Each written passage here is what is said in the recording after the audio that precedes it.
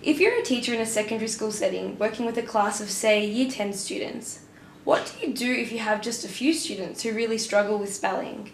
How would you go about addressing their poor spelling habits and providing them with coping strategies?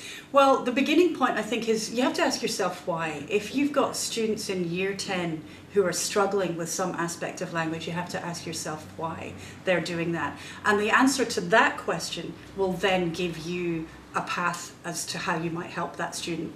There are several possible answers. One of them is that they have a developmental disorder of language, so they have dyslexia, diagnosed or undiagnosed. You would take a certain path with that student. The first port of call, of course, if they're undiagnosed, is to get a diagnosis if that's what you suspect.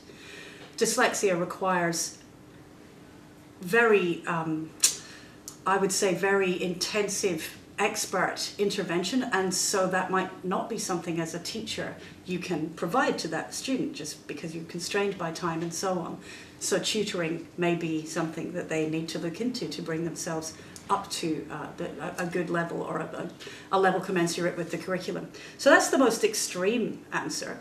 You also get students that come through the system who are what we call instructional casualties, and those are students who don't have a developmental disorder. They're not dyslexic, but they've been taught methods of literacy acquisition that are not evidence-based, and so they suffer. They're the basis on which they've learned to read and the more complex action of writing, that basis is not very strong, and so they're suffering through poor teaching years before they came to you. Again, there's not a lot that you can do about instructional casualties except give them some explicit teaching in spelling, or have them tutored. Again, something that you would also outsource.